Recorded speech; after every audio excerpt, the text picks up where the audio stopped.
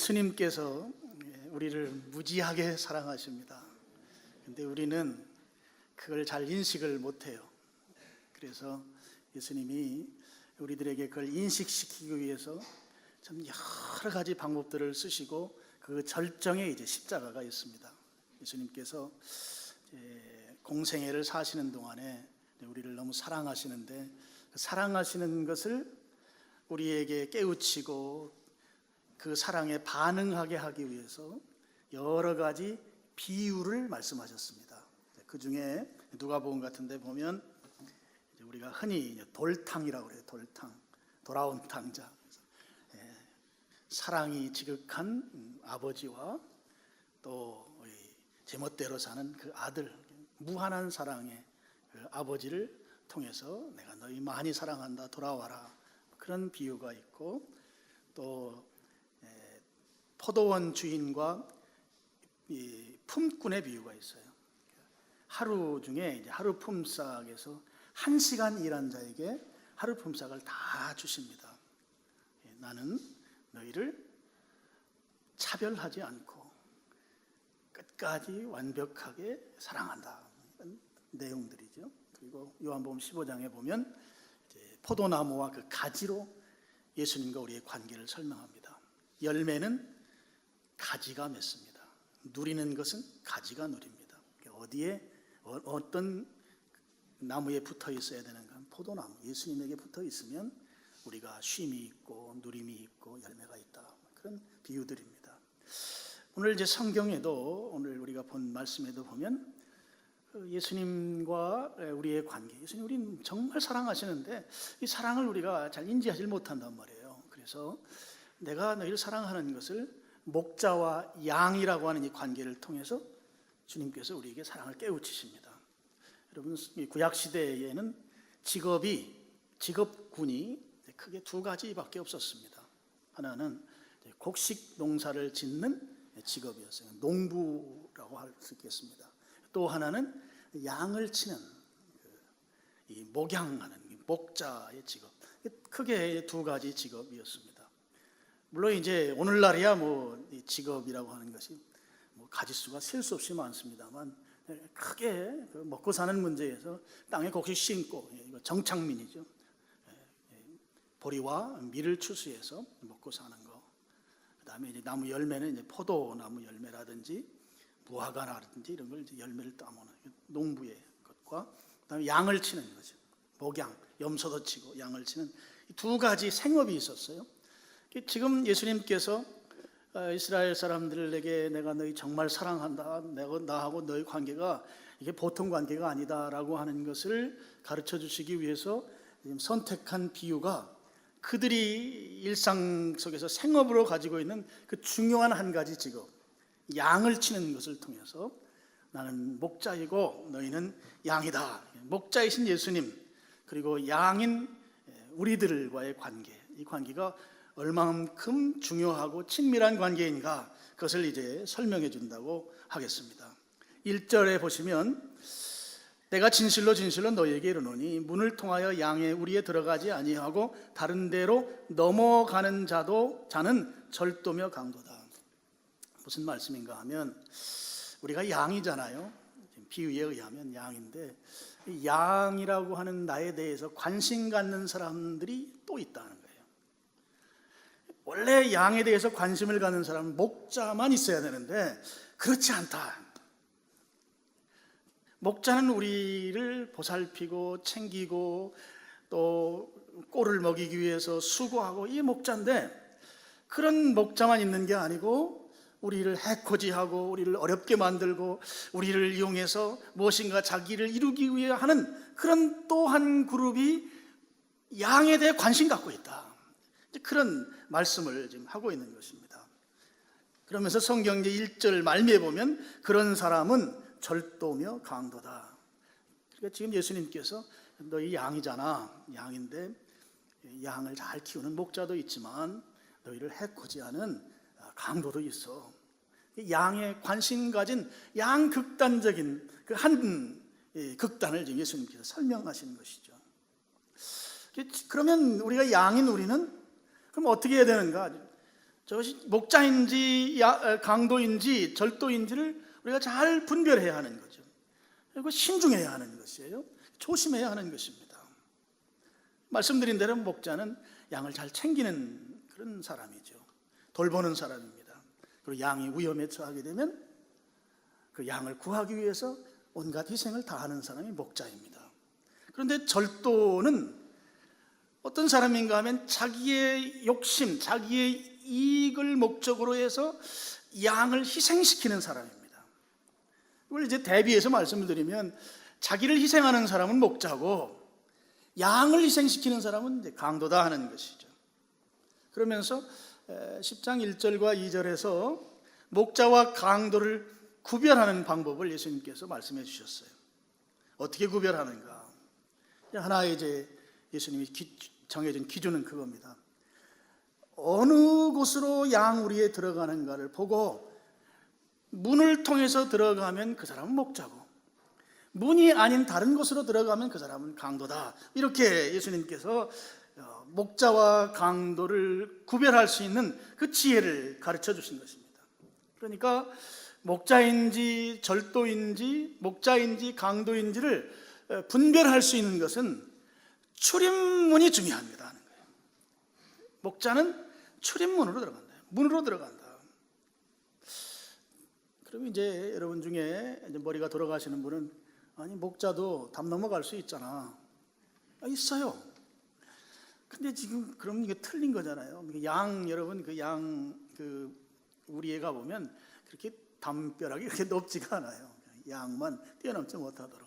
그러니까 사람은 웬만큼 하면 조금 이제 배가 많이 나온 저 같은 사람은 못 넘어갈 수 있지만 웬만하면 다 넘어갈 수 있어요. 목사님, 아니 목자도 꼭 그 문으로 들어가야 합니까? 담 넘어갈 수도 있잖아요. 예, 담 넘어갈 수 있어요. 근데 중요한 것은 문으로 들어가야 목자라는 거예요. 왜 그러면 예수님께서 이렇게 말씀하셨는가? 중요한 것은 양을 우리에서 밖으로 데리고 나와야 되기 때문이에요. 담을 넘어 들어가면 담 넘어 들어간 그 사람은 양을 우리 밖으로 데리고 나와야 되는데 데리고 나오려면 반드시 문을 열고 나와야 돼요. 왜 그럼 밖으로 데리고 나와요? 우리에서 푸른 초장으로 풀 뜯어 먹어야 되잖아요. 그래야 그 배고픔을 해결할 수 있잖아요. 그러니까 지금 목자가 문으로 들어간다고 하는 것은 결국 양떼를 이끌고 그 문으로 나와야 되기 때문이에요. 그러니까 지금 이 목자는 양을 깊이 생각하고 깊이 돌보고 깊이 챙기기 때문에 그냥 너 우리에서 있으면서 적당히 내 한두 마리 잡아가지고 들고 나오는 그런 강도가 아니고 그 양떼를 밖으로 데리고 나와서 우리 시편 23편 말씀 우리가 묵상했습니다만 푸른 초장으로 쉴만한 물가로 인도하려면 문 열어놔야 되거든요. 그래서 문으로 들어간다는 것은 나오는 것에 방점이 찍혀 있어요. 나오기 위한. 근데 목자 혼자만 나오는 게 아니에요. 양과 같이 나오는 것입니다. 그래야만 밤새도록 굶주렸던 이 양이 이제 평안히 먹고 또 쉬고 건강해지고 그렇게 하려면 문을 열어놔야 된다 하는 거죠. 근데 여러분 문 안 열고 담 넘어 들어가는 절도로 표현하고 강도로 표현한 이 존재들은 양의 배고픔은 자기의 안중에 없습니다. 아무 관심이 없어요. 관심이라고 하는 건 내 욕심을 채우는 그거 관심 하나뿐인 것이죠. 그래서 여러분 10장 10절 한번 보세요. 10장 10절을 보면 강도, 절도와 목자를 잘 대비해서 설명해 주고 있어요. 같이 읽어보겠습니다. 시작. 도둑이 오는 것은 도둑질하고 죽이고 멸망시키려는 것뿐이요 내가 온 것은 양으로 생명을 얻게 하고 더 풍성히 얻게 하려는 것이라. 여러분 이 말씀은 많이 여러분 묵상해 보셔서 아실 거예요. 도둑이 오는 건 도둑질하고 죽이고 멸망을 시킨다. 점점 더 우리를 힘들게 하는 거예요. 이게 일종의 점강적인 이 피해를 주는 거예요. 처음엔 도둑질하고 그다음엔 죽이고 멸망시킨다고 하는 것은 나만 죽이는 것이 아니고 관계자들을 다 죽인다는 의미예요. 도둑은 우리에게 결코 유익한 존재가 아닌 거예요. 강도는 결코 우리의 유익을 주기 위해서 오는 존재가 아니다 하는 것이죠. 그런데 여러분 10장 6절 한번 보세요. 10장 6절 보면 예수께서 이 비유로 그들에게 말씀하셨으나 그들은 그가 하신 말씀이 무엇인지 알지 못했다. 지금 양과 목자의 비유를 말씀했는데 그 얘기 듣고 이 사람들이 갸우뚱했다는 거예요. 잘 못 알아들었다는 거예요. 무슨 말씀인가 하면 예수님께서 지금 목자와 강도, 목자와 절도를 이렇게 대조해서 설명한 것은 바로 당시의 예루살렘의 종교 지도자들, 정치 지도자들, 그 사람들이 바로 절도고 강도라는 의미였어요. 그 사례는 요한복음 9장이 잘 말씀해 주고 있어요. 9장에는 나면서부터 앞을 못 보던 맹인 이야기가 나오는데 여러분 우리 다 살펴봤습니다. 예수님께서 눈을 뜨게 만들어 주셨어요. 여러분 앞을 못 보던 사람이 눈을 뜨게 됐어요. 그럼 이 사람은 이 앞을 못 보기 때문에 성전 예배에 참석할 수 없어요. 율법에 그렇습니다. 몸에 장애가 있으면 성전 출입이 불가능해요. 그러면 사람이 죄를 짓는데요, 이 죄를 해결하려면 성전 예배에 가서 짐승을 각을 떠서 드리고 그런 이 제사 절차를 밟아야만 내가 죄의 사함을 받아요. 그럼 성전에 출입을 하지 못하니까 나는 죄 사함 받을 기회가 없잖아요. 그러니까 영원히 죄인이에요. 손가락질 당하는 거예요. 저주받은 자라는 거예요. 회개의 기회가 없기 때문에. 그런데 지금 이 맹인이 누구의 죄입니까 하고 사람들 따지잖아요. 어쨌든 예수님께서 그의 눈을 밝게 해서 이제는 성전 출입이 가능한 사람으로 만들어 놨어요. 하나님께로 나올 수 있는 그런 길을 예비해 놨단 말이에요. 그러면 주변 사람들이 박수치고 격려하고 좋아하고 막 칭찬하고 축하해줘야 맞잖아요. 그런데 절도고 강도인 이 사람들은 그렇게 하지 아니하고 오히려 우리 9장 내용 쭉 보면 막 그 사람을 몰아붙이고 그리고 막 부모를 데려다가 따지고 그것도 안 되니까 그 공동체에서 추방시켜 버리잖아요. 아니 예수님께서 특별히 유대인들이 공동체 의식이 굉장히 강하거든요. 우리하고 많이 다릅니다. 이 공동체 일원이 되도록 다 그 불비한 조건들을 다 챙겨서 만들어 놓았건만 당연히 받아들여야 될 리더십을 가진 지도자들이 그들을 기쁘게 맞이해 주어야 마땅한데 그를 내쳤단 말이에요. 왜요? 자기들이 가지고 있는 그 율법이라고 하는 그 차디찬 기득권 때문이었어요. 그러니까 예수님이 싫으니까 그 예수님에 의해서 새로운 삶을 살게 된 그 사람들까지도 내쫓게 되는 이 사람들이 강도고 절도다 하는 것이죠. 그렇지만 예수님은 어떤 분이세요? 양들이 잘 되는데 모든 관심을 집중한 분이 예수님이세요. 그래서 예수님을 선한 목자라 이렇게 말씀하는 거예요. 여러분, 우리 예수님이 목자이십니다. 나의 목자이고 우리의 목자입니다. 그러면 그 예수님 앞에 양된 우리가 어떻게 해야 하는가? 3절에 나와요. 3절, 문지기는 그를 위하여 문을 열고 양은 그의 음성을 듣나니 그가 자기 양의 이름을 각각 불러 인도하여 내느니라. 3절에 보면 목자가 양의 이름을 부른대요. 유대인들에게 있어서 그 풍습이 있는데요, 유대인들은 그 양을 키우면서 양에게 이름을 붙여줘서 그 양이 그 이름을 듣고 반응하게 만든다고 그래요. 아주 이해하기 쉽도록 우리가 여러분 집에서 애완견 키우시죠? 예전에 저 시골에서는 개를 키웠지만 이제 그 개하고는 이제 질이 다르죠. 어쨌든 개가 다 이름이 있어요. 저 어렸을 때 이름은 거의 두 가지예요. 하나는 메리, 하나는 쫑. 생각나시죠? 여러분이 어렸을 때. 그리고 그 메리와 쫑은 이 한여름 삼복더위를 넘기기가 상당히 힘들어요. 그래서 초복에 죽든지 말복에 우리를 행복하게 하고 이제 사요나라 하는 거예요. 근데 요즘은 뭐 개가 서열 넘버 2라잖아요. 집에서 넘버 1은 그 집에 누구예요? 아내, 엄마. 넘버 2가 애완견. 그럼 남편은 찾지도 못해요. 그러니까 애들이 아저씨 또 놀러 오세요 막 그런다잖아요. 농담입니다. 어쨌든 유대인들은 양에게 이름을 붙여줘서 그 이름 부르는 대로, 특별히 양은 시력이 잘 좋지 않은 짐승이에요. 그러다 보니까 앞을 잘 못 봅니다. 그래서 양떼들이 이렇게 이동하는 걸 여러분이 동물의 왕국 같은 데 보면 그 엉덩이만 쳐다보고 가요. 엉덩이 바짝 붙여서 갑니다.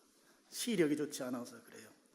그러니까 시력이 좋지 않으니까 이 목자의 음성을 들어야만 늘 듣던 그 말을 듣고 따라갔더니 푸른 초장으로 이끌어가서 한 끼니 잘 때우게 만들어주고, 그 음성을 듣고 갔더니 마실 물이 있는 데로 이끌어가더라. 이게 내게 귀에 굉장히 익숙한 음성, 그 음성 들으면 내게 좋은 일이 생기겠구나 하고 양이 리액션을 잘 하는 거예요. 그래서 음성을 듣고 따라가는 것이죠. 그 음성 듣고 따라가면 잘 먹고 잘 쉬고 평안하게 지내다가 다시 우리로 돌아오는 그 생활을 한다. 그런데 성경이 목자가 양을 부르는데 3절 다시 가서 하반절 보면 그가 자기 양의 이름을 각각 불러 인도하여 내느니라 그랬습니다. 너무너무 우리를 기분 좋게 만드는 말씀이에요. 양을 부르는데 우리의 지금 가득 이렇게 우리 안에 있어요. 그러면 양떼야 다 나와라. 양은 다 내 말을 듣고 따라 나와라. 이렇게 말하지 않고요. 성경을 보면 각각 불러 인도해 냈대요. 각각의 이름을 불렀다는 거예요. 여러분, 이 성경의 이름이라고 하는 것은 인격을 말해요. 그 사람 존재 자체를 말해요. 그러니까 양의 이름을 각각 부르는 목자의 음성, 거기에 각각 반응한다는 거예요. 얼마나 감사한지 몰라요. 아무개야, 아무개 집사야, 아무개 성도야, 아무개야, 너 요즘 왜 이렇게 얼굴이 어둡냐? 많은 사람, 이 지구상에 약 70억이 산다고 하잖아요. 70억 가운데 나는 정말 이거 보잘것없습니다. 나라고 하는 존재 자체를 이 수억의 수십억의 인구 가운데 이거 아무것도 아니죠. 티끌만도 못한데 목자 되신 분은 각각 그 이름을 부른다는 거예요. 내가 지금 무슨 생각을 하고 있고, 내가 무엇 때문에 고민하고 있고, 내가 왜 얼굴이 어두운지를 주님이 부르시면서 아무개야, 아무개야, 너 요즘 괜찮지? 너 요즘 힘들지? 힘내라. 너 요즘 왜 말수가 적어졌느냐? 너 요즘 부쩍 고개를 숙이고 다니는 날이 많구나. 목자 되신 예수님께서 양 각각에게 그 이름을 부른다고 하는 것은 각각이 안고 있는 그 사람의 약한 모습, 그 사람의 소원, 그 사람이 바라는 것, 그 사람이 부족한 것을 주님이 일일이 다 챙기신다는 말씀이에요. 그분이 우리의 목자십니다. 여러분, 내 이름을 불러준다고 하는 것은, 제 이름이 류익태거든요. 익태야, 이 정도의 그 호칭이 아니에요. 지금 이 친구가 밥은 제대로 먹었는지, 이 친구가 무엇 때문에 힘들어하는지, 이 친구가 무엇으로 지금 오늘 또 밤잠을 설쳤는지, 이 친구의 앞날은 어떻게 될 것인지, 이 친구는 누구 때문에 힘들어하는지 그걸 주님이 다 아시고, 그 부분을 주님께서 감싸주고 해결해 주시고 축복해 주시기 위해서 이름을 부른다고 하는 거예요. 여러분, 일반 목자가 아니에요. 일반 저 대관령에 있는 그 목장의 목부가 아닙니다. 우리 주님이 목자라고 하는 것은 나보다 나를 더 잘 아시는 그분이 나의 연약함과 나의 부족함과 나의 실수를 다 해결해 주시고 회복시켜 주시기 위한 그 목자인 걸 믿으시기 축원합니다. 그분이 개별적으로 임하신다는 것이에요. 그것이 각각 이름을 부른다고 하는 말씀입니다. 아무개야, 아무개 집사야, 내가 너를 챙길 거야. 내가 너를 인도할 거야. 여러분, 4절 말미에 보면, 3절 말미에 보면 양의 이름을 각각 불러 인도하여 내느니라 그랬어요. 여러분, 인도하여라는 말을 가로쳐 놓고 보면 그냥 각각 불러내느니라 해도 성경이 아무렇게 이해하는데 아무런 상관이 없어요. 거기에 인도한다는 말을 쓰신 거예요. 병이 들었어요. 한쪽 다리를 절어요. 그러면 불러내면 이 양이 걸어 나올 수가 없어요. 인도해낸다고 하는 것은 예수님께서 꼴을 먹이기 위해서 걸어 못 오니 가슴에 안고 나온다는 거예요. 이 양이 제대로 풀밭으로 나가지 못하는 그런 여러 상황들을 주님께서 완벽하게 그곳까지 갈 수 있도록 이끌어 가신다는 말이 인도하여 내느니라 인 것입니다. 주님의 관심은 포괄적이지 않습니다. 개별적입니다. 개별적인데 포괄적일 것 같지만 결코 포괄적이지 않은 그런 개별성을 갖고 있어요. 그리고 우리에 대한 관심은 매우 매우 구체적입니다. 그러면 여러분, 나를 부르시는 이 예수님께 내가 어떻게 반응해야 하겠습니까? 아무개가 불렀어요. 목자 되신 예수님이. 그러면 저 여기 있습니다.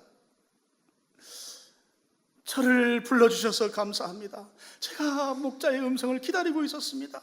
저 몸이 너무 불편합니다. 저에게 이런 문제가 있습니다. 목자를 사모하고 있었습니다. 오셔주셔서 감사합니다. 제가 따라가겠습니다. 이런 반응을 보이는 것이 당연할 것입니다. 그런데 우리는 주님이 부르면 잠깐만요. 내가 지금 하고 있는 일, 이거 아주 중요한 일인데요. 이거 끝날 때까지 좀 기다려주세요. 내가 지금 이거 중요한 일하고 있는데, 이거 아직 안 마쳤습니다. 이게 굉장히 중요하거든요. 그러니까 좀 기다려주십시오. 예수님 기다려주실까요? 야, 이 사람아, 부르면 빨리 바뜩 뛰어나와야지. 뭐하느라고 꾸물거리는 거야? 자네 내가 필요 없어. 자네는 그냥 자네 일이나 하고 있어. 나 먼저 갈 거야. 그러는 주님이실까요? 여러분 4절 한번 보세요. 4절. 자기 양을 다 내놓은 후에. 양의 우리에는 병든 양도 있고 상처난 양도 있고 다친 양도 있고 뭔가 속상한 양도 있고 힘들어하는 양도 있을 거예요. 그래서 밥맛이 없어서 그냥 누워있고 싶은 양도 있을 거예요. 그러죠? 그런데 성경이 뭐라고 표현하는가 하면 양의 우리에서 다 내놓은 후에 한 마리의 양도 열애자가 없다는 거예요. 다 내놓은 후에 다 데리고 간다는 것입니다. 다 데리고 가서 푸른 풀밭으로 쉴만한 물가로 다 이끌어 가신다는 거예요. 한 사람도 빼놓지 않는다는 것입니다. 이 주님을 믿으시길 축원합니다. 그분이 우리의 목자이신 걸 믿으시길 축원합니다. 때에 따라서는 그럴 수 있어요. 나같이 이렇게 죄덩어리, 실수덩어리를 주님이 나를 받아주실까? 나같이 이렇게 겉으로 보면 허여멀건한데 속으로는 다 썩어 문드러진 나 같은 거 주님이 다 아실 텐데 나 같은 걸 받아주실까? 오늘 4절은 자기 양을 다 내어놓은 후에 누구도 예외 없이 주님은 다 푸른 초장으로 이끌어 가신다는 거예요. 아무리 죄송스러울지라도 아무리 내가 호흡하는 것조차도 죄성 가운데 있다 할지라도 다 주님이 푸른 초장으로 이끌어 가신다는 거예요. 그것이 우리의 목자이신 것입니다. 한 분도 예외가 없다 하는 거예요. 우리 여기 계신 여러분 전부 다를 주님이 다 인도해 가신다는 것입니다. 또 한 가지 중요한 게 있습니다. 4절 자기 양을 다 내놓은 후에 앞서 가면 이렇게 되어 있어요. 예수님께서 목자이신데요, 목자가 앞에 가신대요.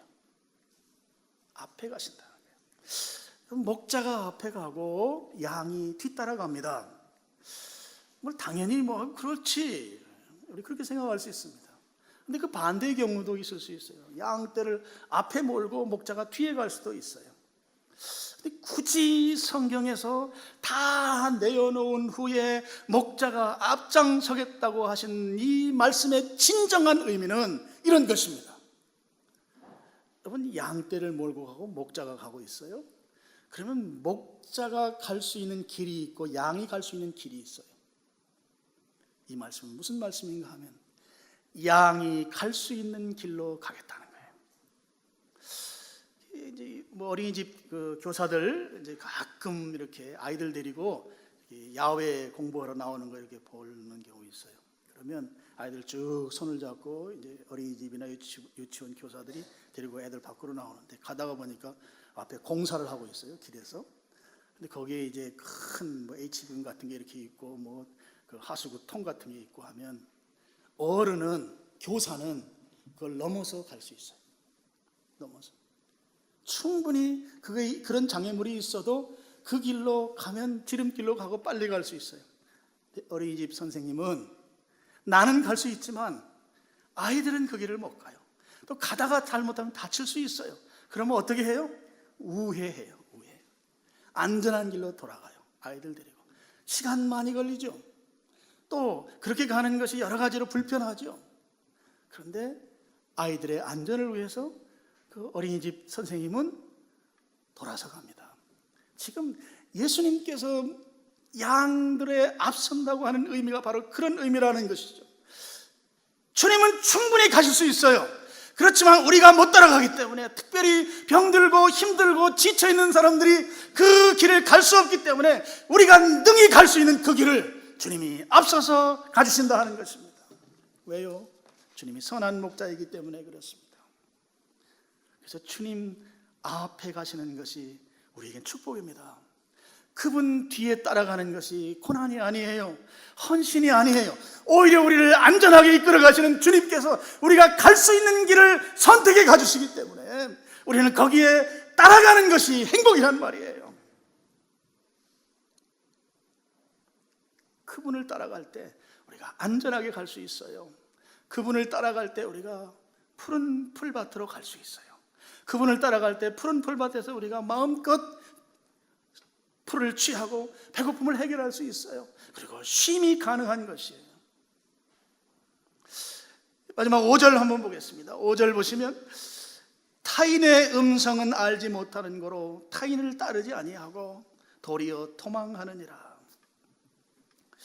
여기에 보면 양들이 목자를 따라가는데 옆에서 다른 사람이 양을 부르는 거예요. 이쪽으로 와라. 그랬을 때 이 양들의 반응이 타인의 음성은 알지 못하는 거로 타인을 따르지 않는다. 그리고 끄트머리에다가 하나 더 붙이기를 도리어 도망하느니라. 무슨 말씀인가 하면 이런 말씀입니다.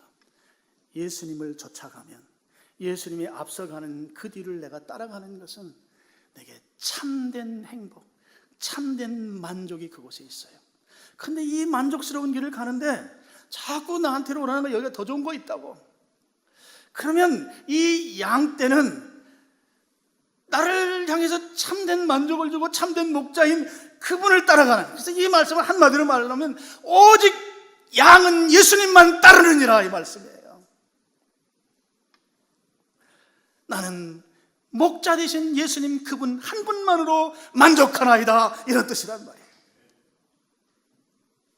예수님이 나를 지켜주시고 나를 인도해 주시고 나를 복주시고 나를 채워주시고 안전하게 해주시고 회복시켜주시고 강건하게 해주시기 때문에 그분 외에 다른 것으로 나는 만족할 수 없습니다.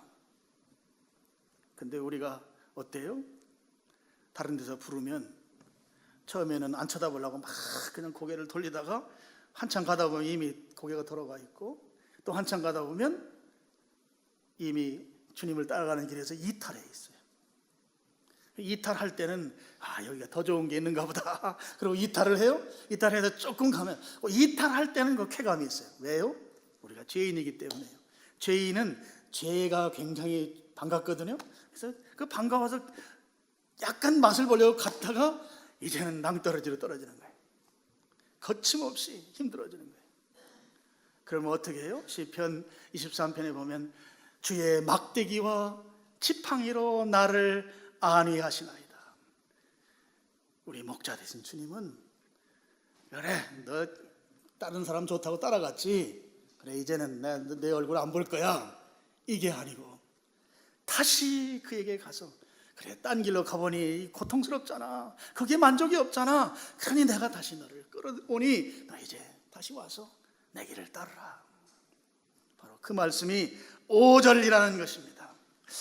여러분, 주님을 따르는데 목사님 나 정말 따르는데 만족 없어요, 행복하지 못해요, 그런 분들이 혹시 계실지 모르겠어요.